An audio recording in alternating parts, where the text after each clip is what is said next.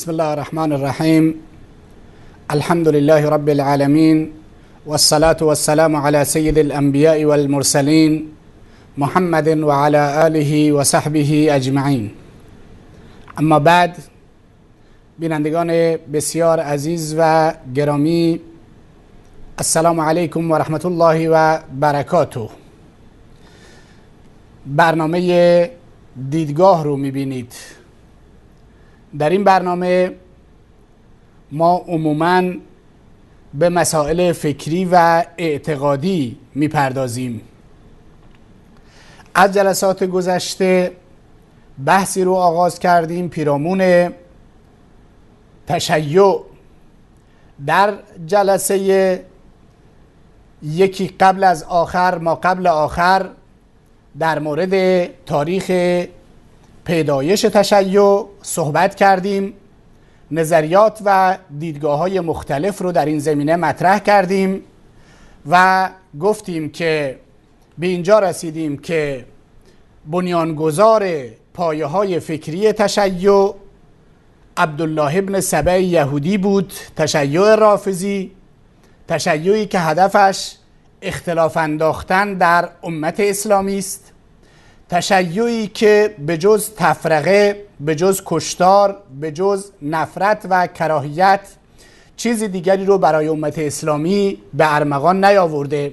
هدفمون اون شیعیان معمولی و توده شیعیان که کاری با کار کسی ندارند، هدفمون اونها نیست. هدفمون تشیعی است که بر نظام تهران حاکم هست و کاری به جز صدور نفرت و قتل و خونریزی و کراهیت چیزی دیگر ندارد. گفتیم که این تشیع نخستین کسی که بحث وصی بودن علی و امامت الهی علی ابن ابی طالب رو مطرح کرد عبدالله ابن سبع یهودی بود که به ظاهر مسلمان شده بود. کسی که اعتقاد رجعت رو به اعتراف علمای شیعه برای نخستین بار مطرح کرد و کسی که به اعتراف علمای شیعه برای نخستین بار مسئله سب و شتم و دشنام دادن ابوبکر و عمر و عثمان و صحابه را مطرح کرد عبدالله ابن سبع یهودی بود. کاری که امروز به صورت گسترده در میان تشیع رافضی و کسانی که به دنبال برآورده ساختن اهداف سیاسی در چارچوب مذهب هستند به شدت و به صورت گسترده انجامش میدند. بعدش اومدیم در قسمت اول این موضوع رو مطرح کردیم، پشت پرده خیانت‌های شیعه، و گفتیم که از همان صدر اسلام و از قرن اول تا همکنون که ما در قرن 14 یا 15 داریم به سر میبریم، اگر هجری شمسی حساب بکنیم 14 و اگر هجری قمری حساب بکنیم قرن 15 می شود، اون چی که ما از تشیع افراطی و تشیع رافضی داریم فقط خیانت هست. هر کجا فرصتی پیدا کردند از پشت خنجر زدند. ما به این مسائل البته به تفصیل خواهیم پرداخت، چه در دوران جنگ‌های صلیبی که در کنار صلیبی ها قرار گرفتند، علیه صلاح الدین ایوبی فاتح قدس همکاری کردند، و چه در حمله مغول‌ها به جهان اسلام که در کنار مغول‌ها قرار گرفتند و بغداد رو و عراق رو به خاک و خون کشیدند، کاری که امروز انجام دادند و در کنار آمریکا قرار گرفتند و تاریخ همچنان تکرار می شود. و همچنین ابو طاهر قرمطی شیعی وقتی قدرت پیدا کرد و به مکه مکرمه حمله کرد، حجرالاسود رو، کعبه رو تخریب کرد، حجرالاسود رو دزدید، بخشهایی از کعبه رو، و هزاران مسلمان رو در حرم مکه و در حرم کعبه به قتل رساند. کاری که امروز آیت الله خامنه ای با فرستادن بمب و انفجار و گروه‌های تخریب به دنیای عرب، به ویژه در مکه مکرمه در سالهای گذشته تکرار کرد و الان هم حوثی ها موشک به سوی مکه پرتاب کردند. ما این بحث رو مطرح کردیم و این سلسله زیادی است که بنده به تفصیل و با جزئیات در هر جلسه یک موضوع رو بهش خواهم پرداخت. اما ما در جلسه گذشته به پشت پرده این خیانت ها پرداختیم. گفتیم چرا این گونه خیانت میکنند؟ اینها که سکولار نیستن، اینها که بیدین نیستن، اینها که معتقد به خدا و پیغمبر و دین و اهل بیت و علی و به هر حال یک سری اعتقاداتی دارند. یک چنین گروهی برای قتل، برای کشتار، برای این سری جنایت ها نیاز به پایه های اعتقادی دارند، نیاز به اصول فکری دارند تا بر اساس اون اصول فکری خودشون طرفدارانشون رو قانع بکنند مراجع تقلید که به راحتی دست به آدمکشی بزنند، دست به قتل و غارت بزنند. در جلسه گذشته گفتیم که یکی از دلایلی رو که شما میبینید که اینها اینگونه بیرحمانه در سوریه، در عراق و در طول تاریخ آدم کشتند و آدم میکشند، یکی از مهمترین دلایل و یکی از امور پشت پرده این آدم کشی گفتیم این هست که اهل سنت رو کافر میدونند، چون معتقد بر این هستند. نصوص علماشون رو در این زمینه، سخنان علماشون رو در این زمینه ذکر کردیم. گفتیم چون بر این باور مراجع تقلیدشون، توده مردم، عموم مردم، ما کاری با اونها نداریم. مراجع تقلید اینها و بزرگان اینها همونطوری که ما نقل کردیم معتقدند که اهل سنت کافرند و به این خاطر اون قتل اونها رو جایز میدونند. اون چه که شما در سوریه میبینید، اون چه که شما در عراق میبینید، اون چه که شما در یمن میبینید و در بحرین میبینید و اون چه که آقای خمینی حدود 30 سال قبل، 35 سال قبل اعلام کردند که ما حرمین شریفین رو باید آزاد بکنیم، اینها همه در راستای این هستند که اهل سنت رو مسلمان نمیدونن. پس یکی از امور پشت پرده خیانت تشیع افراطی و رافضی به مسلمانان این هست که مسلمانشون نمیدونند. نکته دومی که شیعیان رو تحریک میکنند، توده مردم رو تحریک میکنند و از اونها هیزم برای جنگهای مذهبی در منطقه تهیه میکنند، چه در گذشته و چه در زمان حال. چرا شیعیان رو سپاه قدس از پاکستان توسط به نام تیپ زینبیون تشکیل دادند و از شیعیان افغانستان فاطمیون، شیعیان لبنان حزب الله، شیعیان عراق حشد شعبی، حرکت نجبا و دهها حرکت دیگر، چرا همه اینها رو تونستند به راحتی بسیج بکنند و دست به کشتار عظیم علیه اهل سنت بزنند؟ برای اینکه دلیل دوم و امر دوم از اموری که پشت پرده خیانت‌های آقایون قرار دارد این است که اهل سنت رو ناصبی می‌دانند. ناصبی یعنی دشمن اهل بیت، یعنی دشمن علی ابن ابی طالب، حسن، حسین و فاطمه رضوان الله تعالی علیهم اجمعین. این تفکر رو و این باور رو در ذهن شیعیان ایجاد کردند که این اهل سنت بودند که علی ابن ابی طالب رو به قتل رسوندن، این اهل سنت بودند که حسین ابن علی رو به قتل رسوندند و این اهل سنت بودند که مخالف اهل بیت هستند. این چیزهایی هستند که برای طرفداران خودشون تبلیغ کردند. در جلسه گذشته بنده به مسئله تکفیر اهل سنت پرداختم و گفتم که هیچ یک از اینها صحیح، اونها کافر میدونن اهل سنت رو چون امامت الهی علی رو قبول ندارن، در حالی که علی رضی الله تعالی عنه چنین امامتی نداشتن. و امروز هم تأکید میکنم که اهل سنت دوستداران واقعی اهل بیت هستند. اونقدر که اهل سنت فضایل علی و حسن و حسین و فاطمه رو نقل کردن و به بهشتی بودن اونها تأکید دارند که در روایات اومده، شیعیان اینقدر تأکید ندارند، چه بسا اینقدر تأکید نداشته باشند و این فضائل به این گستردگی رو کی نقل کرده؟ صحابه نقل کردن، صحابه پیامبر، عایشه و سایر صحابه پیامبر، همسران پیامبر نقل کردن.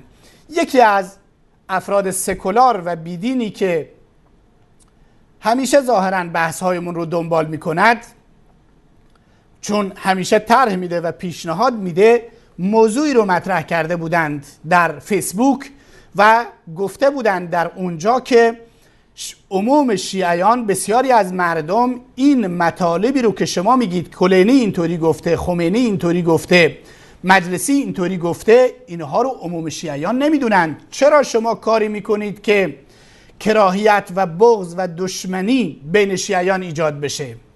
بنده میگویم درست است که چه بسا توده تشیع ندونند. البته اینها در منبرها به اندازه کافی میگن، وقتی که میگن یا لسارات الحسین، میگن ما از اهل سنت و از یزیدی که به قول اونها سنی بود ما انتقام میگیریم. من میخوام امروز به این نکته پاسخ این دوست رو بدم و به ایشون و تمام کسانی که چه بسا به این سخنان اعتراض داشته باشن این جواب رو بدم که الان دیگه بلغ سیل زبا، امروز دیگه سیل بالا اومده، دیگه آخرین دوا کی هست؟ سوخت داغ کردن هست. عمل کرده آقایون به اندازه‌ای هویدا و آشکار و زشت و بد هست که سکوت جرم هست، جنایت هست. آقایون در عمل میکشند، در عمل جنایت میکنند. اون وقت اگر من دعوتگر، منی که پیرامون این مسائل فکر میکنم و دست به پژوهش و تحقیق میزنم، بیام بگم ریشه این قتلها و کشتارهایی که در جامعه مرتکب میشود این است که اینها سنی ها رو کافر میدونن و این است که اینها سنی ها رو ناسبی میگوین، من کار بدی انجام دادم. اما اون کسی که خودش به صورت مستقیم قتل میکند و میکشد و جنایت میکند و پول میدهد و برنامه ریزی میکند، اون جنایت نیست؟ یعنی کودک رو در سرش میزنیم، یک انسان رو در سرش میزنیم و میگیم داد و فریاد نکن. من برای اینکه این نکته ثابت بشود گوشه ای از فیلمی رو پخش میکنم که خوب گوش کنید دوستان عزیز من. فیلمی رو پخش میکنم که ارتش شیعه عراق که میدونیم که فرمانده کل این ارتش حیدر العبادی است، رئیس در واقع نخست وزیر عراق، فرمانده کل این ارتش هست و همه میدونیم که این ارتش و این فرمانده کل آقای حیدر العبادی دستوراتشون رو از قاسم سلیمانی و خامنه ای میگیرند و اینها به طرز وحشیانه‌ای اهل سنت و انسانهای بیگناه و بیدفاع عراق رو به قتل میرسونند در سایه مبارزه با داعش.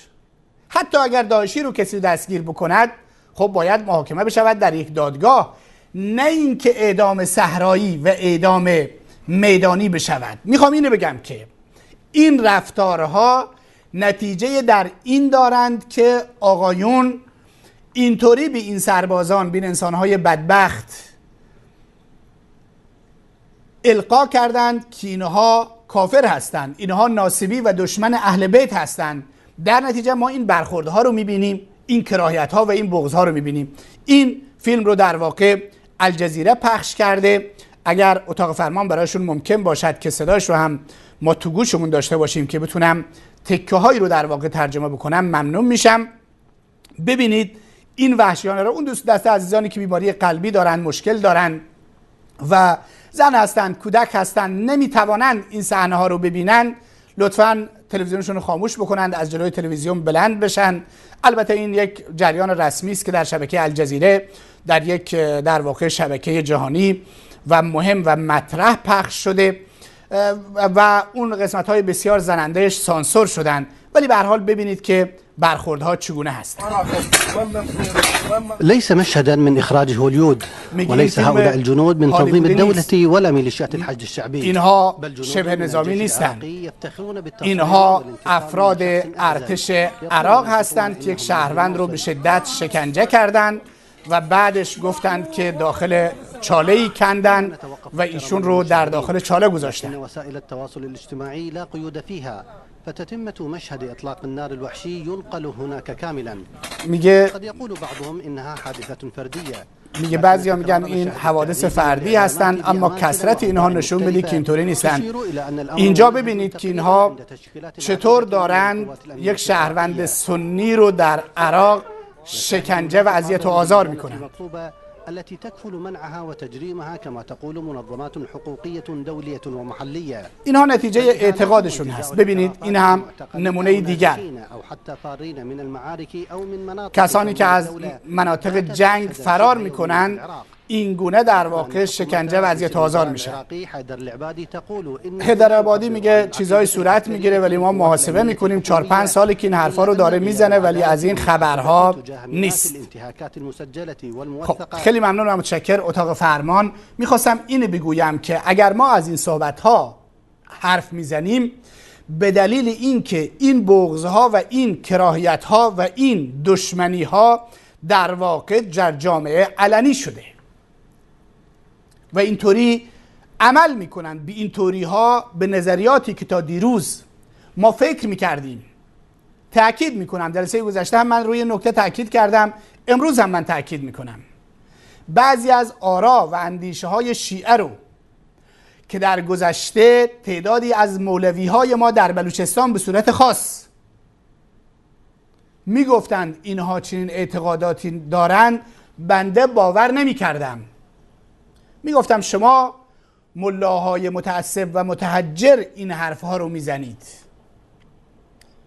شیعه ملتی پیشرفته هست ولی عملکردشون در 10 سال گذشته تشیع رافضی افراطی، تاکید میکنم نه ملت عزیز، عموم ملت عزیز ایران، بلکه خامنه‌ای، بلکه خمینی، بلکه مجلسی و کلینی، بلکه آیت الله سیستانی، تئوریسین ها و مراجع تقلید شیعه که مردم رو تحریک میکنند معتقد بر این هستند و تبلیغ میکنند این نکته رو که اهل سنت ناصبی هستند، یعنی دشمنان اهل بیت پیامبر اکرم صلی الله علیه وسلم هستند و خب احساسات و عواطف توده مردم شیعه تحریک میشن و این صحنه هایی رو که شما در سوریه میبینید، در عراق میبینید، نتیجه این فکر هست، نتیجه این اعتقاد هست، نتیجه این چیزی است که کلینی و خمینی و خامنه‌ای تبلیغش کردند و به خورد جامعه و به خورد مردم به دروغ به خورد اونها دادند. وگرنه اهل سنت کجاشون ناصبی هست؟ اهل سنتی که در نمازشون میگن اللهم صل علی محمد و علی آل محمد و اگر این درود رو نفرستن نمازشون ناقص هست و به طور قطع علی، حسن و حسین و فاطمه رو جزو آل محمد و اهل بیت محمد صلی الله علیه و سلم میدونن، چگونه اینها میتوانند دشمنان اونها باشند؟ اهل سنت میتونن دشمنان اهل بیت باشند. اهل سنتی که کسانی که در تهران زندگی میکنند، در شیراز زندگی میکنند، در اصفهان زندگی میکنند، شاید با مناطق اهل سنت و مردم اهل سنت زیاد آشنا نباشند، ولی اونهایی که در مناطق سنی زندگی میکنند میدانند که اهل سنت به کثرت اسم فرزندانشون فاطمه و حسن و حسین و علی است. چگونه اینها میتوانند دشمنان اهل بیت باشند؟ دشمنان اهل بیت اسم اهل بیت رو انتخاب نمی کنند برای خودشون، همون طوری که دشمنان صحابه، دشمنان ابوبکر و عمر و عثمان اسم فرزندانشون رو ابوبکر و عمر و عثمان نمیگذارند. شما ببینید یک شیعه‌ای رو که دشمن ابوبکر و عمر و عثمان باشد که مراجع تقلید و در رأسشون قرار دارن، یک نفر رو پیدا بکنید که اسم فرزندانش رو ابوبکر و عمر و عثمان بگذاره. چرا؟ برای اینکه اینا رو دشمن میداند. گرچه علی و حسن و حسین و سایر اهل بیت اسم فرزندانشون رو ابوبکر و عمر و عثمان و عایشه گذاشتن طبق کتب شیعه و سنی و در این هیچ اختلافی وجود ندارد، اما شما شیعه‌ای پیدا نمی کنید، مرجع تقلیدی پیدا نمی کنید که این اسمها رو برای فرزندانش انتخاب کرده باشد. چرا که اینها رو دشمن میدونن. اگر اهل سنت، اهل بیت پیامبر، علی و حسن و حسین و فاطمه رو دشمن میدونستند، ناصبی بودند، اهل سنت ناصبی بودند و اینها رو دشمن میدونستند، این اسمها رو برای فرزندان خودشون انتخاب نمیکردند. کتب اهل سنت، صحیح بخاری، صحیح مسلم، ابو داوود، نسائی، ترمذی، ابن ماجه پر از فضایل علی و فاطمه و حسن و حسین نبود.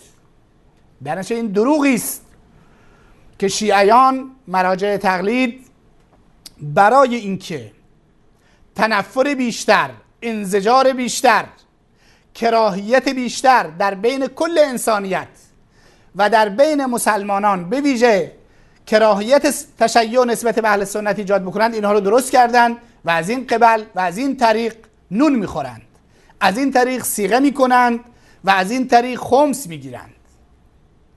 در نتیجه این دشمنی رو ایجاد کردند و این گونه وانمود کردند که اهل سنت قائل ناصبی هستند و دشمنان اهل بیت هستند. خب شما شاید بگید که در این زمینه مرجع بدهید. بله، اتاق فرمان اگر صفحه لپتاپمون رو بدید ممنون میشم. این روایتی است از محمد ابن یعقوب کلینی در کتاب کافی، این هم چاپش تا سندش میاره. بعد میگه راوی میگه دخلت علی ابی عبدالله، میگه من نزد ابو عبدالله یعنی امام جعفر، البته اینا دروغ میگن، این حرفا رو به ابو جعفر نسبت میدن، ولی به هر حال ما میخونیم برای اینکه بدونیم که اینها معتقدند که اهل سنت ناصبی هستند، به این خاطر این برخوردهای غیر انسانی رو با اونها میکنن. میگه من نزد امام جعفر صادق رفتم، نزد ایشون امام ابو حنیفه، عنده ابو حنیفه، نزد ایشون ابو حنیفه بود. میگه به ابو عبدالله جعفر صادق گفتم که فدایت بشم، من خواب شگفت انگیزی دیدم. میگه جعفر صادق گفت که بگو خوابت تعریف بکن. فان العالم بها جالسون، کسی که تعبیر خواب بلد هست اینجا نشسته. و اوم بیده الی ابی حنیفه، و اشاره کرد که این ابو حنیفه عالم هست و تعبیر خواب میدونه. قال فقلت، میگه من گفتم من خواب دیدم گویا وارد خانه میشوم و دیدم که خانواده‌ام در واقع و اذا اهلی قد خرجت علی، دیدم که خانواده‌ام بیرون شدند و جزء بسیاری، گردوی بسیاری شکستن، یا به اصطلاح بادام زیادی شکستن و اونجا پراکنده کردن. میگه من از این شخص، از این خواب تعجب کردم. ابو حنیفه گفت که شما مرد خصومت و جدل هستید و آدم پستی هستید در میراث اهلت و بعد از اینکه دشمنی زیادی بکنی به نیازت میرسی. به هر حال ابو حنیفه خواب رو یک تعبیر کردن. ابو عبدالله گفت اصبت والله یا ابی حنیفه، امام جعفر گفت والله تو ابو حنیفه درست گفتی. میگه راوی میگه سپس ابو حنیفه خارج شد از نزد امام جعفر صادق. میگه من گفتم جعلت فداک، فدایت بشم جعفر صادق، انی کرهت تعبیر هذا الناصب، من تعبیر این آدم ناصبی رو بد و زشت میدونم.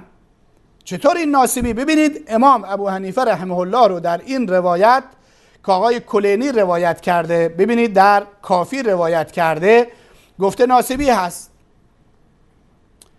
بعد میگه که جعفر صادق گفت ای ابن مسلم لا یسوءک، شما نگران نباشید، سوگند به خدا که تعبیر ما با تعبیر اونها موافق نیست و تعبیر اونها با تعبیر ما موافق نیست و تعبیر اونطور نیست که امام ابو حنیفه گفت. بعد میگه من گفتم خب توضیح بده. ایشون خواب رو توضیح داد. اون چه که در این روایت مورد استناد هست این هست که در این روایت اومده که امام جعفر صادق و اون سوال کننده هر دو تا امام ابو حنیفه رو ناصبی میدونستن و ما میدونیم که امام ابو حنیفه رحمه الله امام اهل سنت هست و محبت اهل بیت رو بر خودش واجب میدونه، فرض میدونه و ایشون بارها بر این نکته تاکید کردند و پیروانش که امروز تعداد بسیار زیادی از مسلمانان رو در دنیا تشکیل میدن و چه بسا از تعداد پیروان بقیه امامان بیشتر هستند، هیچ کدومشون ناصبی نیستند، همه دوستان اهل بیت هستند و امام هم دوستان اهل بیت بود. اما ببینید که چگونه در این کتاب کافی اینها در واقع امام ابو حنیفه رحمه الله رو ناصبی میدونند و این خودش دلیل بر این هست که اینها اهل سنت رو، وقتی که این امام اهل سنت رو که امام ابو حنیفه رحمه الله هست ایشون رو ناصبی میدونن، معلوم هست که بقیه اهل سنت رو هم ناصبی میدونن، یعنی دشمنان اهل بیت میدونن.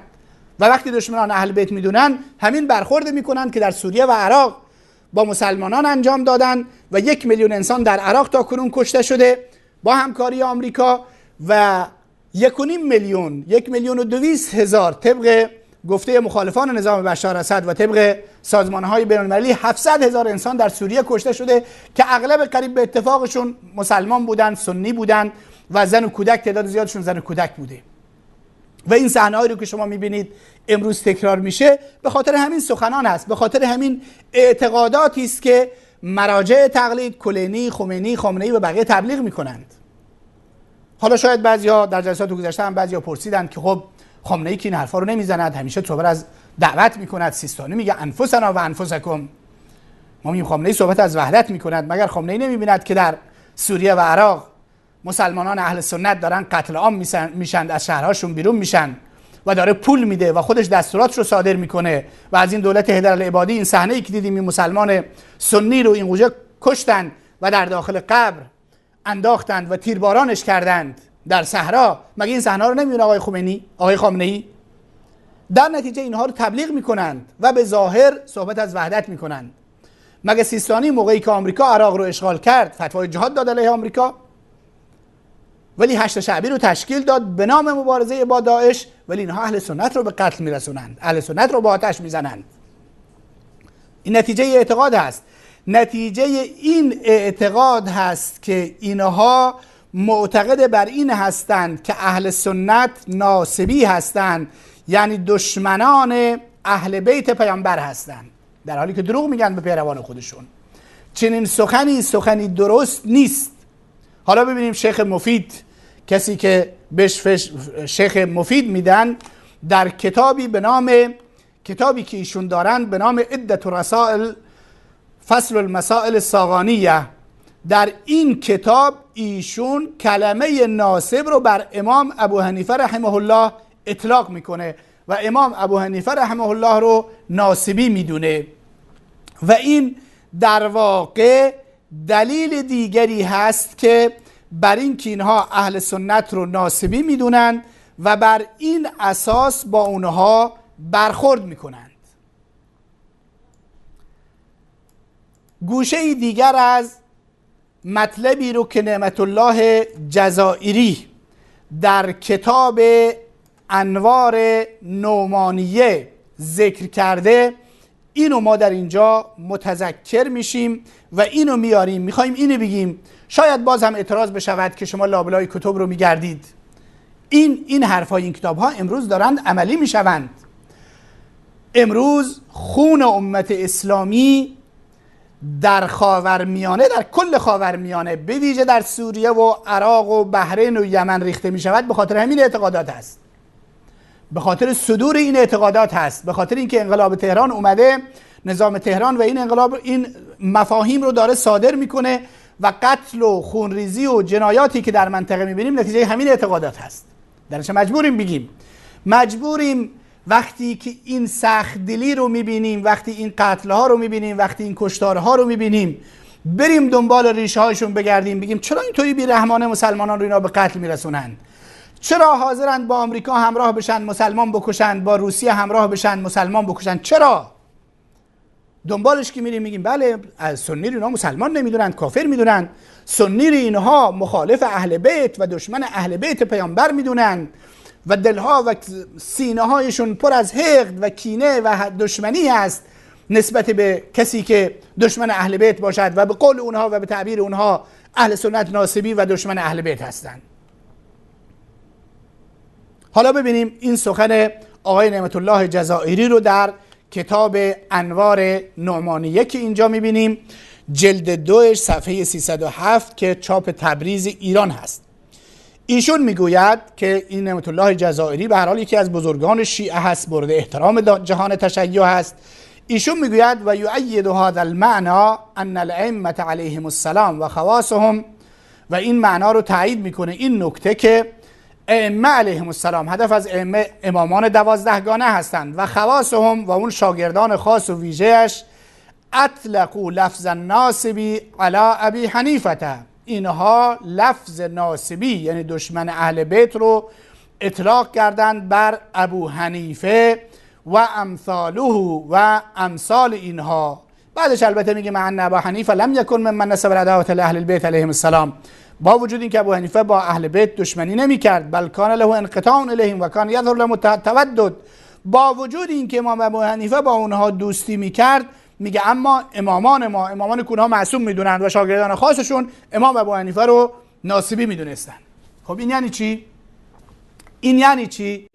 این یعنی این که اینها از همون اول هدفشون این بوده که بین مسلمانان دشمنی باشد. ما فریاد میکشیم میگیم اهل بیت و صحابه با هم دوست بودن، اهل سنت و اهل بیت دوستن با هم دیگه، مشکلی بین هم دیگه ندارن، درش نباید انسان بکشیم، نباید قتل بکنیم، نباید جنایت بکنیم، نباید دست به انفجار بزنیم.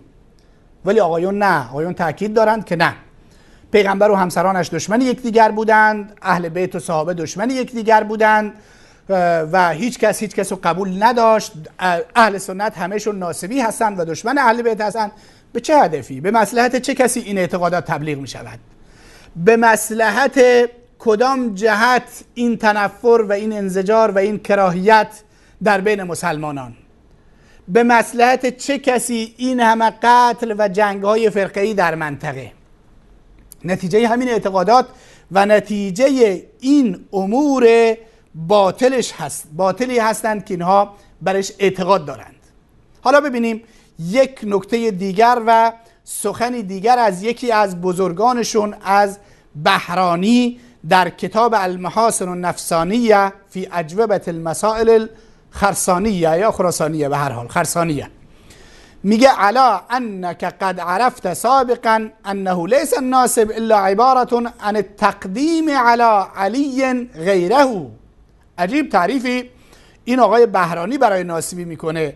میگه در گذشته شما دانستید، متوجه شدید که تعریف ناصبی به کسی گفته میشود که غیر علی رو در فضل بر علی مقدم بشمارد و این کل اهل سنت غیر علی رو بر علی مقدم میشمارند، ابو بکر و عمر و عثمان رو مقدم میشمارند. در نتیجه طبق تعریف این آقای بهرانی و سخنی که این آقای بهرانی میگوید، همه اهل سنت ناصبی هستند، دشمن اهل بیت هستند و این نکته است که 500 سال اینو در میان ایرانیان عزیز تبلیغ، در میان شیعیان عزیز تبلیغ کردند. ولی الان ما در شبکه ها گفتیم که و فکر میکنم بسیاری آگاه شدن که اهل سنت علی، حسن، حسین، فاطمه، اهل بیت رسول اکرم صلی الله علیه و آله و سلم خاک پایشون رو سرمه چشمشون میکنند و نماز اونها بدون درود و سلام فرستادن بر اهل بیت پیامبر، یعنی بر علی و حسن و حسین و فاطمه، اگر سنی نماز بخواند و بر اینها درود نفرستد نمازش ناقص است. اما آخوند با پیروی از یهود برای ایجاد دشمنی بین مسلمانان اصرار دارد که سنی ناصبی است. چرا؟ برای اینکه سیاست یهود رو دنبال بکند، برای اینکه مسلمانان همیشه در جنگ و گریز باشند. کشورهایی مانند عراق و سوریه و یمن 100 سال به عقب برگشتند. نتیجه چیست؟ نتیجه جنگ مذهبی. جنگ های مذهبی رو چه کسی به راه انداخت؟ آقای خامنه‌ای که در تهران نشسته. چرا این کار میکند؟ چون اعتقاد به این چیزها دارد، چون اهل سنت رو مسلمان نمیداند، چون اهل سنت رو ناصبی میداند و این هم تصریح کتابهایی که آقایون دارند. باز هم سخنی دیگر رو ما در اینجا نقل بکنیم از همین آقای بهرانی در همون کتاب المحاسن النفسانیش که ایشون اینگونه میگوید: بل اخبارهم علیهم السلام تنادی بان الناصب هو ما یقال له عندهم سنیا. میگه اخبار علمای ما، امامان ما ببخشید علیهم السلام آورده اخبار امامان ما، تنادی صدا میزنند با آواز بلند، ندا میدهند به ان الناصب، به این که ناصبی اون کسی است که سنی باشد، هر اون کسی که سنی باشد ناصبی است. ببینید چقدر در واقع صریح است به این که آقایون معتقدند تشیع افراطی، تشیع رافضی، تشیعی که به دنبال پیروی از یهود و ایجاد دشمنی و نفرت بین مسلمانان هست، معتقد به این هست که اهل سنت ناصبی هستند. خب ناصبی هستند، پس نتیجهش همین برخوردی می شود که ما در سوریه و در عراق و این انسان مسلمانی رو که دیدیم چگونه برایش قبری کندن و ایشون رو به گلوله بستند. این نتیجه همین اعتقادات است، نتیجه همین اندیشه هاست. باز در جای دیگر همین آقای بهرانی اینگونه میگوید، ببینید ولا کلام فی ان المراد بالناصبه هم اهل التسنن. خیلی صریح و واضح میگوید هیچ سخنی در این نیست که هدف از ناصبی اهل سنت هستند. این اعتقاد آقایون هست و این نتیجه است که در واقع اینها از این سخنشون گرفتند. حالا گوشه های دیگر رو ببینیم. خب بر این اساس ببینیم که اینها چه تعداد زیادی از علمای اهل سنت رو ناصبی میدونند. شیخ شیعی علی آل محسن در کتاب کشف الحقایق اینطوری میگوید و اما النواسب من علمای اهل سنت فکثیرون. میگه نواسب اهل سنت زیاد هستند. ابن تیمیه، ابن کثیر دمشقی، ابن جوزی، شمس الدین ذهبی، ابن حزم اندلسی و غیرهم. این همه سران اهل سنت رو، همه اینها رو آقای محسن، آل محسن، اینها رو ناصبی میداند. خب چگونه پس اینها آدم نکشند؟ چگونه نفرت نباشد؟ مگر نمیدونند این مراجع شیعه، این آیت الله که اهل سنت اهل بیت پیامبر رو دوست دارند، بهشون احترام میگذارند، براشون ارزش قائلند، اسم فرزندانشون علی و حسن و حسین و فاطمه هست. بخاری و مسلم و ترمذی و ابو داوود و نسائی و ابن ماجه، این کتب اهل سنت پر هستند از فضائل اهل بیت پیامبر اکرم صلی الله علیه و سلم. آیا این نکته رو نمیدونند آقایون؟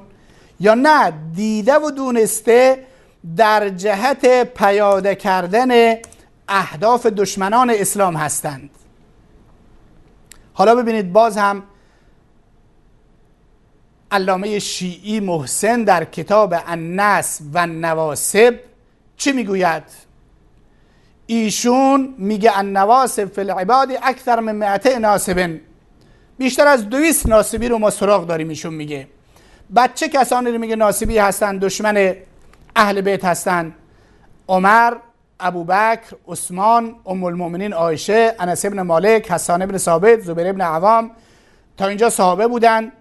سعید ابن مسیب ایشون تابعی، سعد ابن ابی وقاص صحابه، طلحه ابن عبیدالله، امام اوزاعی، امام مالک یکی از امامان چهارگانه اهل سنت، ابو موسی اشعری، عروه ابن زبیر، امام ذهبی، امام بخاری که در واقع فضل اهل بیت، کتاب فضل اهل بیت دارد، امام زهری، مغیره ابن شعبه، ابوبکر باقلانی، شیخ حامد فقیه، رئیس انصار سنه محمدیه در مصر، محمد رشید رضا، محب الدین خطیب، محمود شکری آلوسی و غیرهم کثیر. میگه غیر از اینها هم افراد زیادی هستند که ناصبی هستند.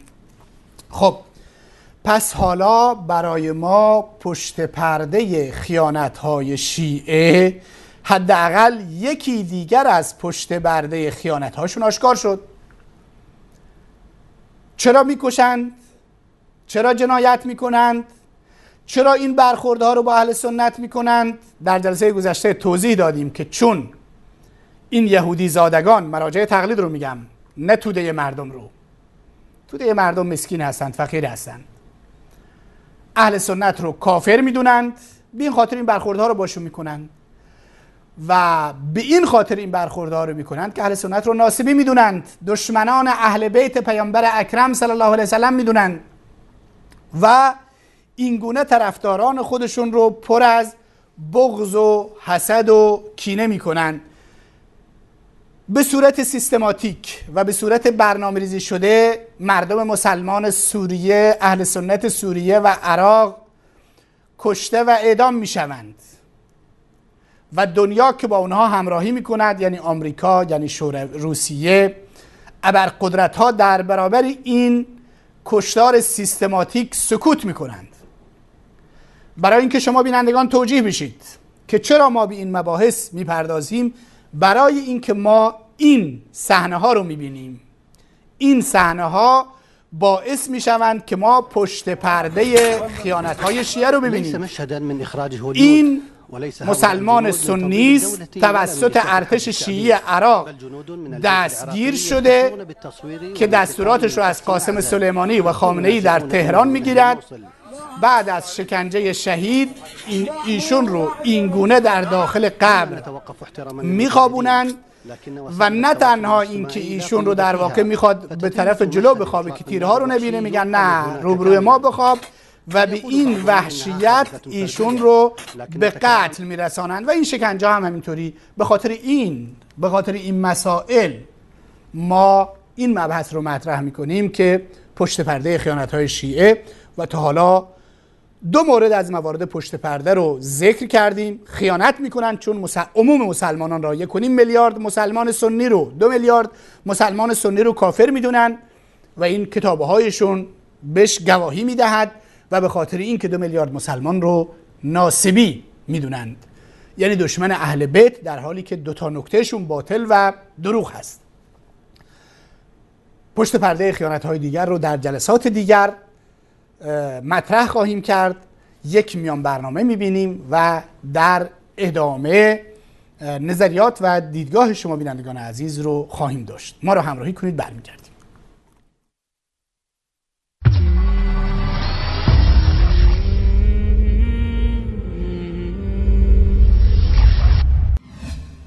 قابل توجه بینندگان عزیز، جهت همکاری مالی از علاقه‌مندان دعوت می شود. وارد وبسایت شبکه جهانی کلمه شوید. به بخش کمک مالی سایت رفته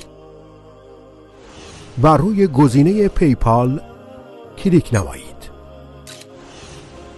مبلغ مورد نظر و مشخصات کارت خود را وارد کنید. با کلیک بر روی Agree and Continue کمک‌های شما به دست ما خواهد رسید. برای راهنمایی و دریافت اطلاعات بیشتر در این زمینه با ایمیل info@kaleme.tv یا با تلگرام @kaleme.tv مکاتبه نمایید.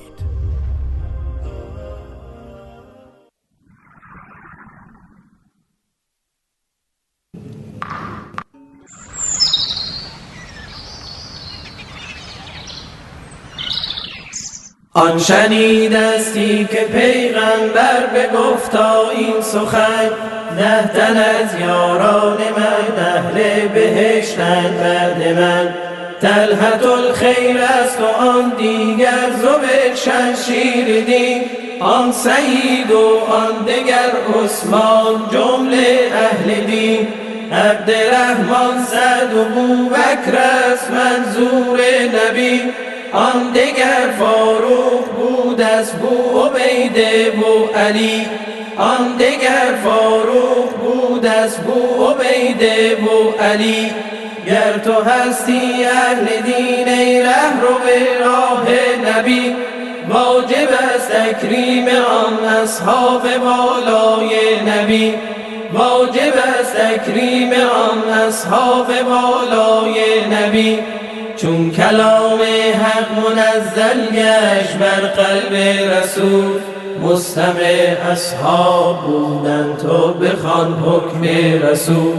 آن که بین امت احمد شکاف ایجاد کرد، دید در کفشش بود و کافر از این دنیا برفت. دین هر گرماندگار است ای برادر این زمان، حاصل جهد و تلاش آن صحابه است و بدان. گر تو خواهی خیر این دنیا و عقبی را بری، لاجرم فرمان اصحاب و پیمبر را بری. دین هر گرماندگار است ای برادر این زمان. حاصل جهد و تلاش آن صحابه است و بدان، گر تو خواهی خیر این دنیا و عقبی را بری، لاجرم فرمان اصحاب و پیمبر را بری. گر تو هستی پیرو زهرا و اولاد علی، چون علی باید تو باشی در پی حکم نبی. ای پسر دوری کن از بدعت تو در دین خدا، چون که بدعت آید از در می رود لطف خدا. ای پسر دوری کن از بدعت تو در دین خدا، چون که بدعت آید از در می رود لطف خدا. چون که بدعت آید از در می رود لطف خدا. چون که بدعت آید از در می رود لطف خدا. چون که بدعت آید از در می رود لطف خدا. چون که بدعت آید از در می رود لطف خدا.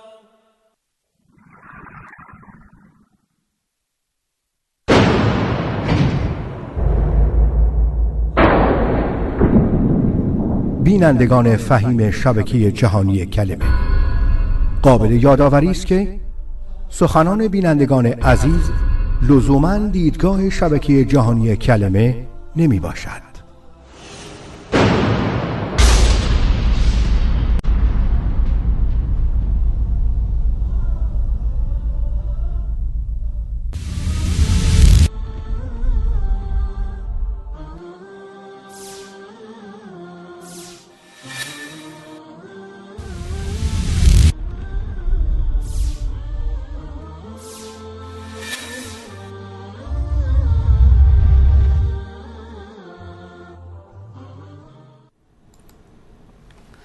بسم الله الرحمن الرحیم. با عرض سلام مجدد خدمت شما بینندگان عزیز و گرامی، امیدوارم هر کجا که باشید حال شما خوب باشه و با عزت و سربلند باشید.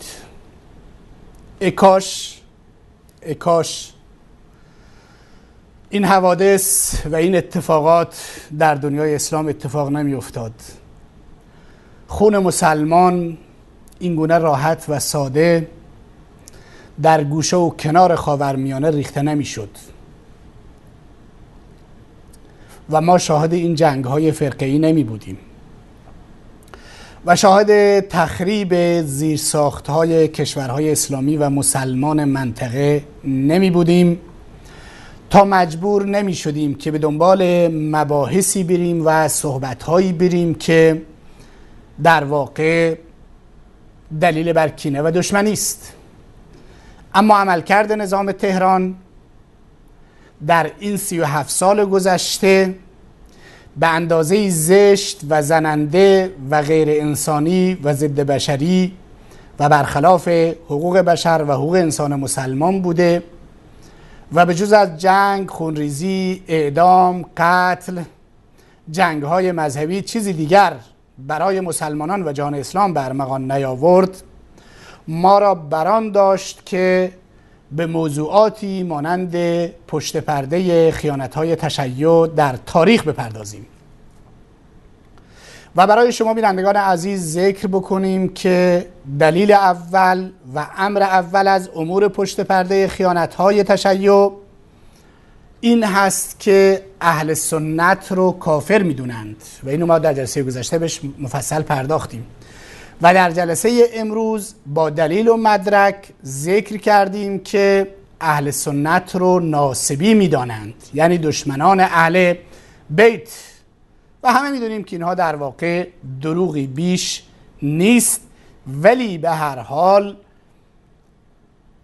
این گونه پیروان خودشون رو بار آوردند و اون چی که ما در منطقه امروز شاهد هستیم در کنار بعضی از مباحث دیگر نتیجه این اعتقاداتی است که در میان مردم تبلیغ می شود بشر نسبت به بشر این گونه بی‌رحم باشد. این همه زن و کودکی رو که در سوریه و عراق کشتند و به بسیاری از اونها تجاوز کردند،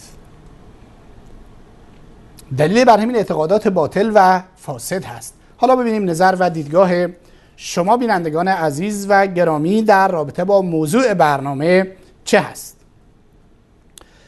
بیننده اولمون آقای علی از ایران. آقای علی سلام بر شما، بفرمایید. سلام استاد بزرگوار، خسته نباشین، وقتتون بخیر. سلامت باشید، خواهش میکنم، بفرمایید، عاقبت بخیر. استاد بزرگوار، هر بار که نقاب از چهره کثیف این رژیم تروریست و آخوندهای جنایتکار ورمیدارید، یک ضربه بزرگ و جبران ناپذیر بر تفکر و اندیشه باطل این جنایتکاران میزنه. و من روزانه شما را استاد بزرگوار دعا میکنم و مطمئن هستم که این برنامه‌های مفید و مؤثر شما واقعا ریشه این جنایتکاران دروغگو و مکار را میخوش کند انشاءالله. امیدوارم که همیشه موفق و پایدار باشید. خداوند نگهدارتون باشه، خداوند حفظتون کند استاد بزرگوار. خداوند شما را عمر با عزت بده تا بتوانید بیشتر و با قوت بیشتر علیه این فریبکاران و دروغگویان و دزدان و مکاران و آدمکشان قاتل مبارزه کنید.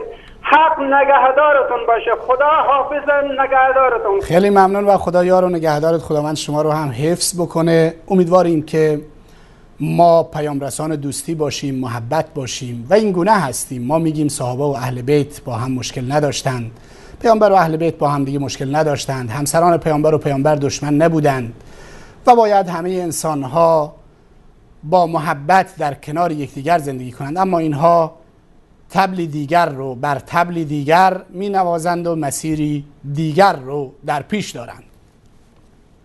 آقای حسن از ایران. سلام بر شما آقای حسن، بفرمایید. سلام آقای توشاوی، وقت شما بخیر. عاقبت بخیر آقای حسن، بفرمایید. من یه شیعه هدایت شده هستم. اول فعالیت مجدد شبکه تبریک عرض بکنم. خواهش میکنم. و فقط به عنوان یه دوستدار شما یه انتقاد کوچولویی داشتم و اونم اینه که ازم بزرگ شما که تو بعضی برنامه‌هاتون شما و بعضی کارشناسا متاسفانه این شیعیان رافضی رو به یهودیان تشبیه میکنید. من فکر میکنم این تشبیه یک طرف مثلا به یک مذهب خاصی، این نوعی چی بهش میگن تفرقه افکنی و دین ستیزی و یهودی ستیزی خوب نیست، جنبه خوبی نداره. یعنی شما میگید چون اگر ما شیعه رو با یهود تشبیه بکنیم، نوعی تشیع صفوی و رافضی رو نوعی یهودی ستیزی به حساب می آید، به این خاطر کار ما کار خوبی نیست، درسته؟ شیعه رافضی رو با خودشون مقایسه کنید با یهودی ها که بعد پای یهودی ها رو که میکشید وسط، خب بالاخره درسته در جهان اسلام با اسرائیل راضیه داره، ولی بالاخره همه یهودی ها که طرفدار اسرائیل نیستن، که هستن یهودی هایی که با رژیم اسرائیل مخالفن و کلا این یه جوری اختلاف بین ادیان و مذاهبه و یه جوری اسمش نمیدونم چی. دیدگاه شما آقای حسن در مورد یهودیانی که قرآن در موردشون، در مورد یهودیان صحبت کرده، گفت اینها دروغگو هستند، عهد شکن هستند، پیمان شکن هستند، برداشت شما از این آیات قرآن کریم چی هست آقای حسن؟ خب اون آیات احتمالا راجع به اون یه قبیله‌ای بوده که در زمان پیغمبر یه گروهی بودن که حتما با دشمن و یهودیان بنی قریظه یا اون جریان تاریخی بوده من فکر می‌کنم. خب الان هم دولت یهود رو در واقع اسرائیل داره نمایندگی میکنه، یهودیان رو در واقع اسرائیل داره نمایندگی میکنه و شما میبینید که سرزمین فلسطین رو غصب کردند. همون کاری رو که جمهوری اسلامی در منطقه انجام میده، دولت اسرائیل هم در اونجا انجام میده در نتیجه. و شما نمیبینید یهودی رو که در واقع حالا از علما و سران یهود که بگه دولت اسرائیل ما رو نمایندگی نمیکنه. به هر حال من به دیدگاه شما احترام میگذارم. خیلی ممنون. صحبت دیگه هم اگه دارید در خدمت شما هستم. سلمونا عهد شکنتر و الان در بخوام حساب کنید فلسطینی‌ها اینقدر که بین خودشون دشمنی دارن و برادر کشی دارن، اولا یهودیان ندارن، دوم که فلسطین مگر در زمان خلیفه دوم به توسط مسلمانان اشغال نشد مگر؟ خب این سرزمین تاریخی یهودی هست دیگه. آقای حسن شما پس خلیفه دوم رو اشغالگر میدونید، یعنی اینی که قدس رو بله از بله مگر قدس سرزمین مذهبی یهودیان نیست؟ قبل از اینکه مسلمان اونجا رو اشغال کنن سرزمین مقدس اونا بوده. چرا باید ما انصاف رو بذاریم کنار؟ پس شما مسلمانی هستی طرفدار یهود هستی. بسیار خوب، توضیح میدم مسئله رو خدمتتون. آقای حسن عزیز، البته من شک دارم که این آقای حسن شیعه هدایت یافته باشد، به دلیل اینکه هیچ کس نگاهش به بیت المقدس این نگاهی نیست که ایشون در واقع دارد. این سرزمین، حالا سرزمین فلسطین، ادیان گذشته همهشون دین توحیدی و اسلام بودن و وارث همه ادیان محمد رسول الله صلی الله علیه و سلم از همه ادیان توحیدی و سرزمین متعلق به مسلمین و متعلق به مردم فلسطین هست. یهودیانی که الان در اونجا اومدن، حالا فرض بکنیم مقداری یهودی هم اونجا زندگی میکنن، ولی یهودیانی که فعلا اونجا اومدن همهشون از اروپا، آفریقا، آسیا، خاورمیانه، ایران و جاهای مختلف رفتن و این سرزمین رو اشغال کردن. من معذرت میخوام از مهتدین و هدایت یافتگانی که این آقای حسن در لباس اینها ظاهر شد. آقای محمد از یزد، سلام بر شما آقای محمد، بفرمایید. سلام علیکم آقای ترشاوی. علیکم السلام آقای محمد، بفرمایید. آقای ترشاوی ببخشید، من به حضور شما عرض کنم که شما اینجا به هر حال فکر میکنم که خیلی دروغای بزرگ میگید. شما باید بترسید از روز قیامت. واقعا این دروغا به هر حال مسئولیت داره. دروغ یک گناه کبیره است. چرا این همه دروغا به این بزرگی میگید؟ خب حالا آقای محمد، علامه ابن تیمیه در باره مراجع و بزرگان شیعه میگوید اکذب الناس، دروغگوترین مردم در تاریخ اینها بودند. اگر شما میگید غیر از این هست، البته موضوع برنامه چیزی دیگه هست، اگر شما میگید غیر از این هست، همین دروغ امامت الهی علی رو از کجا آوردید؟ چاقو زدن و قمه زدن رو از کجا آوردید؟ و ده ها مورد دیگر که اینا همه دروغی هستن که به دین خدا بسته شدن. موضوع ما این نیست آقای محمد. الان موضوع ما این هست، حالا دیدگاه شما انتقال پیدا کرد که ما اینجا دروغ میگیم، ولی ما هر چیزی میگیم با مستند میگیم. آقای محمد، بنده بحثمون پشت پرده خیانت‌های شیعه هست و امروز مستند ما در اینجا ذکر کردیم که تعدادی از علمای شیعه، تعداد زیادی اهل سنت رو ناصبی میدونند و شاید این قتل‌ها و کشتارها و خیانت‌هایشون و همراهیشون در طول تاریخ با کفار و اخیراً با آمریکا و روسیه هم در این راستا قابل توجیه باشد. دیدگاه و نظر شما رو در این مورد دوست داریم داشته باشیم. ببینید، شما فرمودید که شیعه به خاطری که تنفر دارن از عمر و ابوبکر و عثمان اسم بچه‌هاشون رو نمیگذارن، ولی ما که ارادت داریم میگذاریم. خب این به حال این حرف شما درست، ولی این حرفی که شیعه تنفر دارن، مگه شما نمیگید معاویه خال المؤمنینه؟ چرا شما اسم بچه‌هاتون رو معاویه نمیگذارید؟ کی تو حالا ما شنیدیم که این بزرگان شما هست بسیاری ها آقای محمد، بسیاری ها در بنده خودم بسیاری رو در کشورهای عربی و اسلامی میشناسم که معاویه میگذارند. در ایران اگر نمیگذارند دلیلش این هست که دشمنی با معاویه بیش از حد هست، تنفر بیش از حد هست و در واقع چه بسا این برایشون مشکلاتی ایجاد بکنه.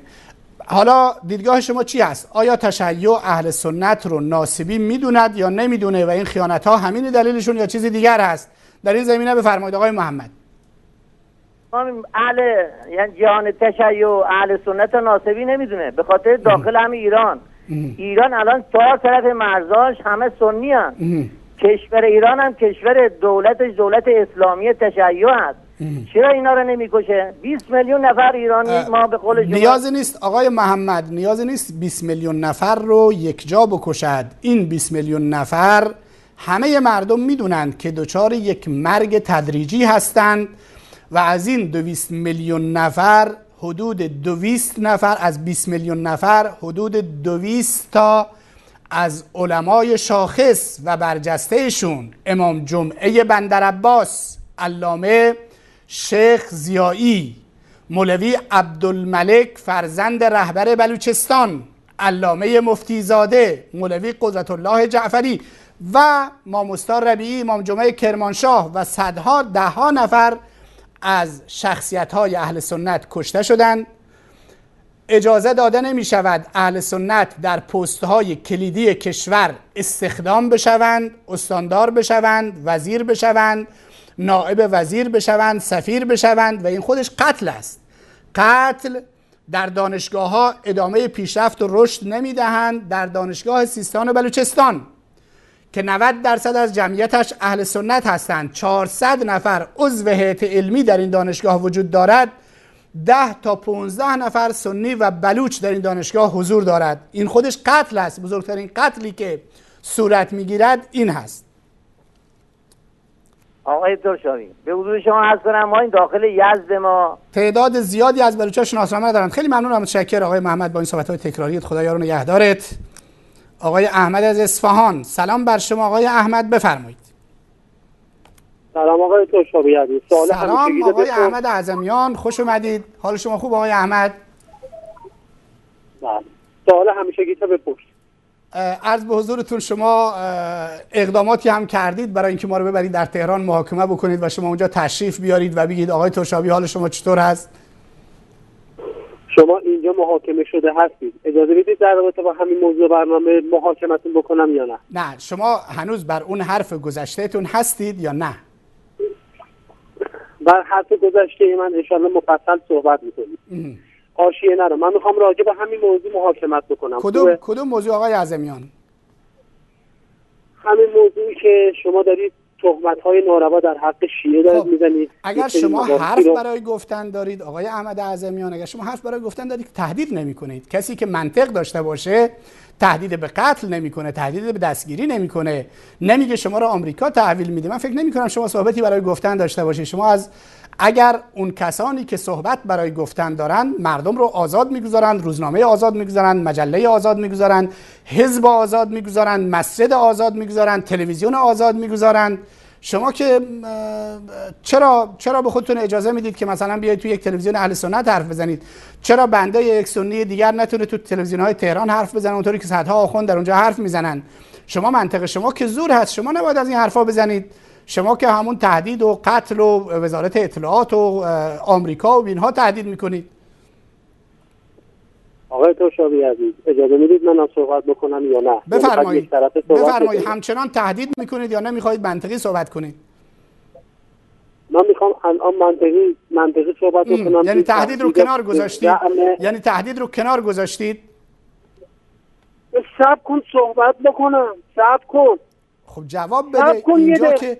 اینجا که ارثت نیست، خونسردیت یه مقداری حفظ کن. شما که در سایه رهبر زندگی میکنید، کلاس‌های معنوی و قرآنی تشریف میبرید و نباید ناراحت و نگران باشید، باید خونسردیتون حفظ بکنید.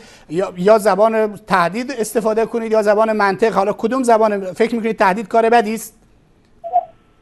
شما هم که میرید اونجا تو عاشورای امام حسین جشن عروسی دفاع میکنید، نمیدونید ادعای اهل بیت بودن دارید میگیرید و نمیدونم از اینجور صحبت ها. یعنی کسی که از دیدگاه شما آقای احمد اعظمیان، کسی که در روز عاشورا در واقع جشن عروسی بگیرد، این دشمن اهل بیت هست؟ دقیقاً. از کجا این آوردید؟ شما که در روز وفات پیامبر جشن میگیرید، پیامبر روز وفاتش و تولدش یکی هستن، شما که جشن میگیرید چه توجیهی دارید؟ شما روز وفات و روز تولد پیامبر رو برام مشخص بکن. اگر مصداق برام آوردید به الله قسم من به تو ایمان میارم. یعنی شما معتقدید که پیامبر در روز 17 ربیع الاول وفات نکرده یا 12 ربیع الاول وفات نکرده؟ خیلی قربان، به هیچ عنوان اعتقاد نداریم ما اینجوری. خب بسیار خوب آقای احمد اعظمیان، ما بر این اعتقادیم که حتی روزی که چون ما 7 و 40 سالگرد نداریم و معتقدیم که پیامبر اکرم صلی الله علیه و سلم چنین چیزی نداشتند، نه برای حمزه سید الشهدا حمزه و نه برای جعفر طیار و نه برای دیگران، ما چنین چیزی نداریم. در نتیجه همه روزهای خدا رو روز خدا میدونیم و عروسی کردن رو درش هیچ اشکالی درش نمیبینیم و این تناقضی با این که کسی رو دوست داشته باشیم ندارد. این یک کلمه.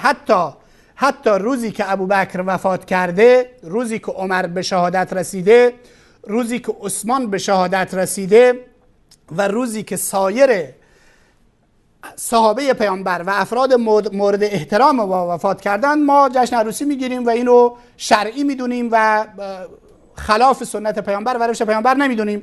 در نتیجه این مسئله به اون چیزی که شما میخواید بگید که شما دشمن اهل بیت هستید هیچ ارتباطی ندارد. یعنی اینو دوستی اهل بیت قلمداد میکنید. به عبارتی ساده‌تر بهتون بگم که مثلا تو شادی اهل بیت باید آدم شاد باشه، تو حزن اهل بیت باید آدم غمگین باشه. ولی اون اهل بیتی که شما ازش صحبت میکنید، میتونید یک مورد بیارید که پیامبر اکرم صلی الله علیه و سلم یا علی ابن ابی طالب مثلا برای فاطمه سالگرد گرفت و 40 گرفت که ما هم براشون بگیریم؟ ببینید آقای توشاوی عزیز، من میخوام جواب سوال جواب سوال شما ما میگیم اینا خرافاتی هستند که شما درست کردید. سالگرد گرفتن و در سالگرد عروسی نکردن خرافاتی است که شما درست کردید. اگر شما میگید غیر از این هست، شما بیارید. شما که میگید علی رو فاطمه رضی الله تعالی عنها مظلومانه شهید شد، علی هم که سالها بعد از فاطمه زندگی کرد، شما بیاورید بگید علی در فلان تاریخ برای فاطمه عزاداری کرد و به سر و سینه زد و گفت در این روزی که همسر عزیزم فاطمه زهرا به شهادت رسیده عروسی نکنید. این از شما از کجا میارید؟ آقای توشاوی عزیز چند لحظه اجازه بده، من جواب سوالات یک به یک میدم. جواب سوال این است که همین عزاداری سالگرد رو یک به یک بگذار، فرار نکنین طرف آقای احمد اعظمیان. اینجا شبکه جهانی کلمه هست، اینجا جای آدمای در واقع که از این شاخه به اون شاخه بپرن این اجازه رو بهشون نمیدیم. شما چیزی برای گفتن ندارید. اگر دارید سوال بنده واضح هست. سوال بنده این هست که کجا علی رضی الله تعالی عنه، شما که میگید ما پیرو علی هستیم، برای فاطمه زهرا سالگرد گرفتند و فرمودند در این سالگرد کسی ازدواج نکند، کار بدی است، و 7 و 40 گرفت. آقای محترم شما اول اون مسئله رو ثابت بکن که جشن عروسی گرفتن تو روز عاشورا مصداق چه بارزی از دوستی اهل بیت هست یا نه؟ نه خیر، هیچ ارتباطی ندارد. این چیزی است که شما ساختید و پرداختید درست کردید، مثل ولایت مطلقه فقیه، مثل چاقو زدن، مثل قمه زدن، مثل امامت الهی علی، مثل این دروغ‌های بزرگی رو که در تاریخ مراجع تشیع آقای خامنه‌ای درست کرده تا ناموس مردم را به نام صیغه بیغما ببرد و اموال مردم رو به نام خمس بیغما ببرد. اینو برای این چیزا، اینا رو همه رو برای این درست کردید، وگرنه شما هیچ چیز ندارید، فقیر و مفلس هستید. شما ما مفلس نیستیم، ما آدم مخلصی هستیم، مخلص اهل بیت علیه السلام. هیچ ربطی به اهل بیت ندارید، دروغ میگید. کجاست؟ شما بیا بگو اهل بیت پیامبر علی، فاطمه، حسن و حسین کدوم یکی از کارهای شما رو کردند؟ آیا معتقد به ولایت مطلقه فقیه بودند؟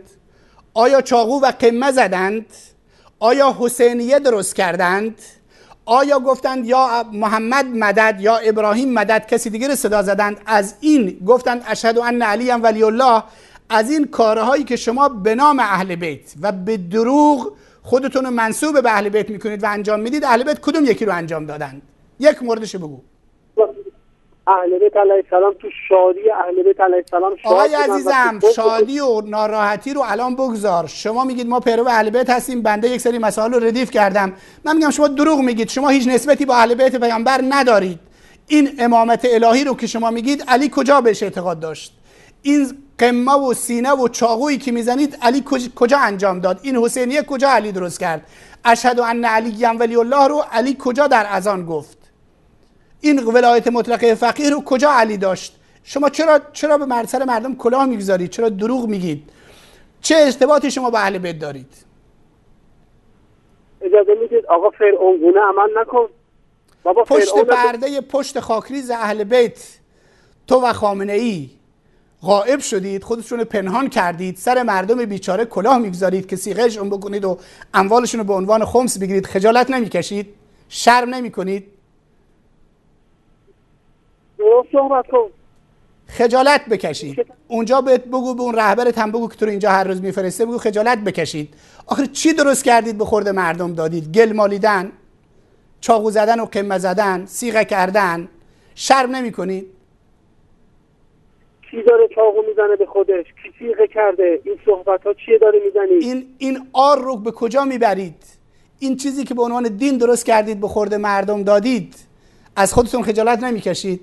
بیاین قرآن خدا مراجعه بکنید، به علی ابن ابی طالب مراجعه بکنید که علی این گونه مثل شماها بود. این اختلاس هایی که میکنید، این دزدی هایی که میکنید و رهبر میاد میگه که رئیس قوه قضاییه شجاع هست. چرا خجالت نمیکشید از این کاراتون؟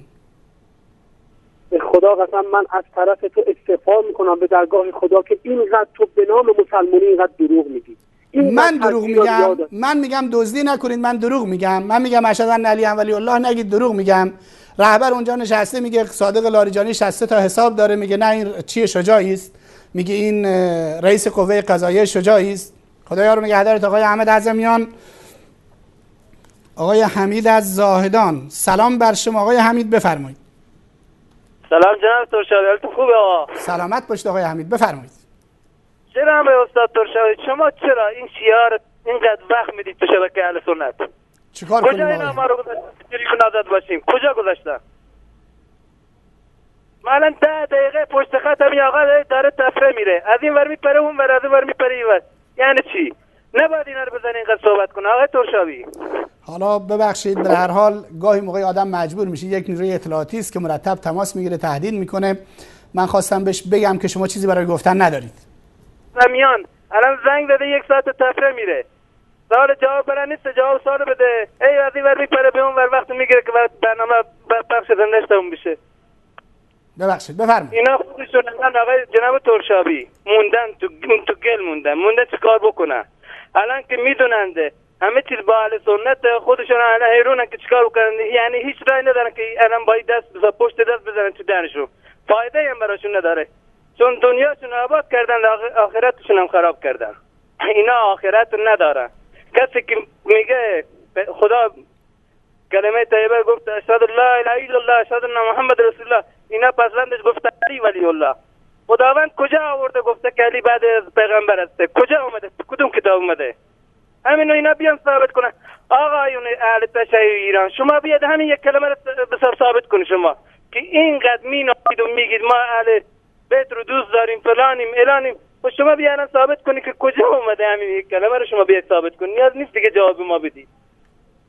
خیلی ممنون، خیلی ممنونم، متشکرم آقای حمید از زاهدان.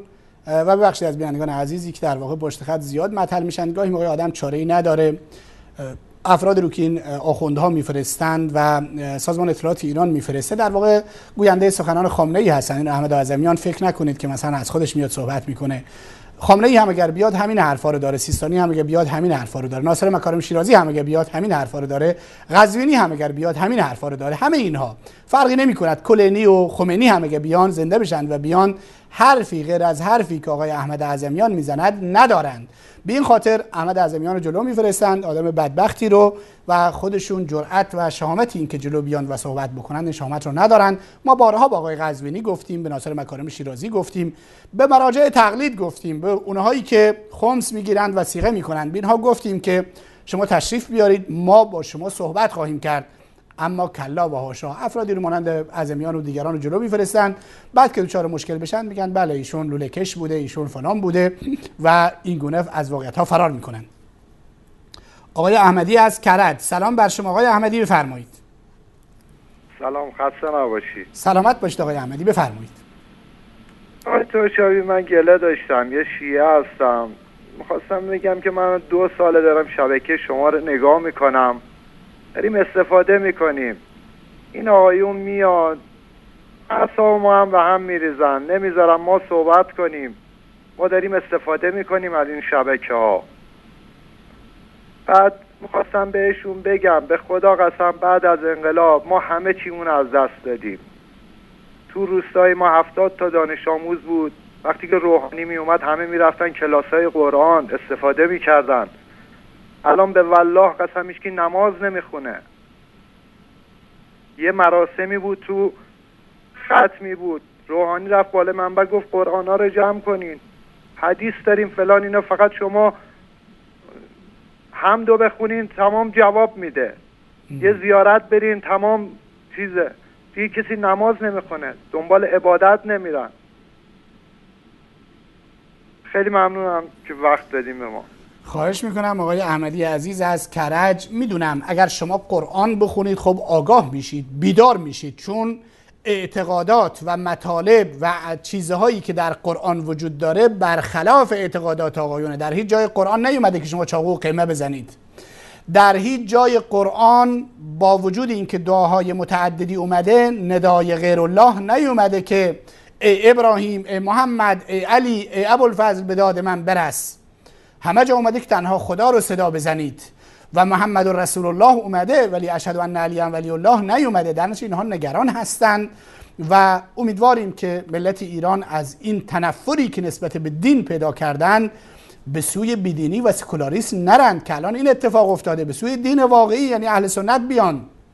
این تشیع دین ساختگی است، این رافضیگری دین ساختگی است. مردم عزیز، در نتیجه امیدواریم که باعث آگاهی و بیداری ملت بشود این برنامه ها و این سخن ها.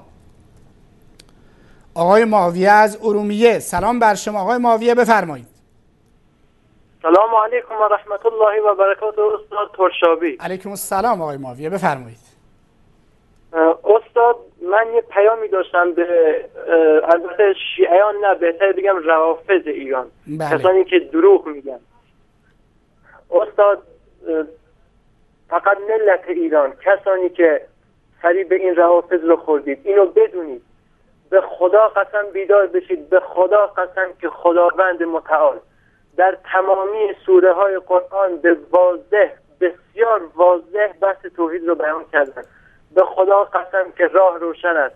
بیایید، هنوز وقت دارید، هنوز هم وقت برای توبه هست. خداوند متعال که خودشون میفرمایند، میگه من تمامی گناهان رو میبخشم. هنوز موقع هست. این استاد، این کسانی که تماس میگیرن خب معلومه بعضی از اهل سنت ناراحت میشن که میگن چرا وقت بهشون میدید. یه پیامی اندارم به اهل سنت، اگه اینا این شیعیان نیان سر تلویزیون اینطوری حرف نزنن، دروغاشون پنهون میشه. اگه باید اینا بیان حرف بزنن که آدم بدونه اینا چند مرده حلاجن، خودشون تو باطلاق گیر کردن، هر دفعه میان نمیتونن یه چیز علمی رو بیان کنن. و میخوام روی این استودیو دعایی بکنم. یا منتقم، یا منتقم، یا منتقم، یا منتقم، یا الله خداوندا، این ظالمانی را که این مظلومان رو به ناحق میکشن، این آدم های بیگناه رو میکشن، خداوندا تک تک آنها را بکش. آمین. یا الله، یا منتقم، اینها رو نابود کن. اول از سردسته های ایشون، از خمینی، از خامنه ای، از هر کسی که با اینا دست داره، کسانی که زیر دست اینا هستن، خداوند نابودشون کن، ذلیلشون کن. خب استاد محترم، بیشتر از وقت برنامه‌تون نمیگیرم و یه پیامی هم دارم به آقای محمد عزیز. آقای محمد عزیز، شما گفتید که کسی اسم معاویه تو اهل سنت نداره. بله، من معاویه هستم و با افتخارم میگم که اسمم معاویه هست. السلام علیکم و رحمت الله و برکاته. علیکم السلام و رحمت الله و برکاته. بله، اینها در آخرت که قطعاً پاسخگو خواهند بود و رسوا خواهند شد با این ظلم‌ها، با این ستم‌ها، با این شرک‌هایی که میکنن. در دنیا هم یکی مرتب مشغولند و یکی سر دیگری رو زیر آب میکنه که به نظر میاد که سر آقای رفسنجانی رو بقیه زیر آب کردن.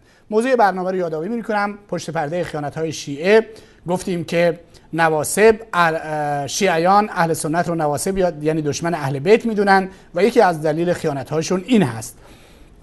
آقای احمد از تهران، سلام بر شما. آقای احمد بفرمایید. سلام علیکم. علیکم السلام آقای احمد. السلام علیکم آقای ترشابی. سلامت باشید، در خدمت شما هستم، بفرمایید. صداتون پخش میشه، بفرمایید. یه موضوع میخواستم بگم. دیروز هم به آقای خدمتی گفتم، امروز هم به شما میگویم، جریان اون گوسفند حضرت خب آقای احمد موفق باشید. ظاهرا صدای بز، اتاق دوستانمون تو اتاق فرمان میگن صدای بز در میارید. خب بعید نیست آقای احمد که شما صدای بز در بیارید، به دلیل اینکه شما رو بز بار آوردند. یعنی این آیت الله ها سعی کردند که مردم رو بز بار بیارند و شما صدای بز هم در بیارید خیلی بعید نیست. بنده بیاد صحبت‌های آقای علامه حسین مؤید افتادم. ایشونو گفتم که با توجه به اینکه در مذهب شیعه این همه امور خرافی و ضد عقل وجود داره، چگونه یک شیعه عقلش بهش اجازه میده که این مسائل قبول بکنه؟ ایشون فرمودند که شیعه اولین کاری که میکنه عقل رو از انسان میگیرد، از عقل توهیش میکنه. یعنی میگه هرچه من آخوند گفتم همون دین هست، شما بهش فکر نکنید، بهش تعقل نکنید، دنبال قرآن نرید، شما قرآن نمیفهمید، فکر نکنید که نمیفهمید، اون چی که ما میگیم فقط قبول بکنید. حالا بعید نیست که بالاخره تعدادی بز اخفش هم تربیت بکنند که صدای بز در بیارند. آقای علی از تهران، سلام بر شما آقای علی، بفرمایید. سلام، خسته نباشید. سلامت باشید آقای علی، بفرمایید. آقای ترشابی بفرمایید.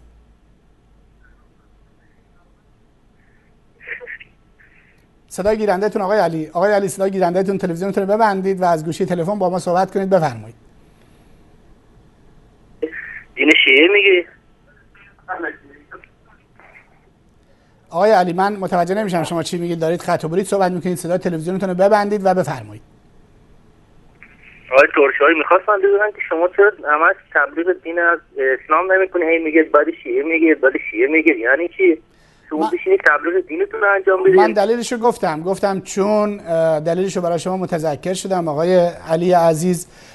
گفتم که چون شیعه این اعمال رو مرتکب میشود در منطقه، این کلیپ رو ببینید آقای علی شما قانع میشید، چون این اعمال رو انجام میدهد ما داریم ریشه یابی میکنیم که ریشه این اعمال در کجاست. اینها شیعیان ارتش عراق هستند، یک سنی رو در اطراف موصل دستگیر کردند، به شدت شکنجهش میکنند و اینگونه در داخل قبر میخوابونند و رگبارش میکنند. اینها از آقای خامنه‌ای و سیستانی دستور میگیرند و این یک موردش که نیست، هزاران مورد اینطوری است. به این دلیل ما میگیم که ریشه این تفکر و این اندیشه رو بشناسید که این بجز بدبختی و ذلت و خواری برای بشریت ندارد. آقای علی از تهران.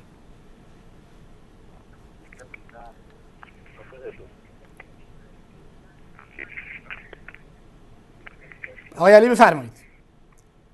خب بیشتر از این وقت برنامه رو بیشون اختصاص نمیدیم، ایشون همچنان از گیرنده میشنوه و ما در شنیدن دچار اشکال هستیم. آقای احسان از تهران، سلام بر شما آقای احسان، بفرمایید. درود بر شما آقای ترشابی عزیز. سلام بر شما، خواهش میکنم بفرمایید.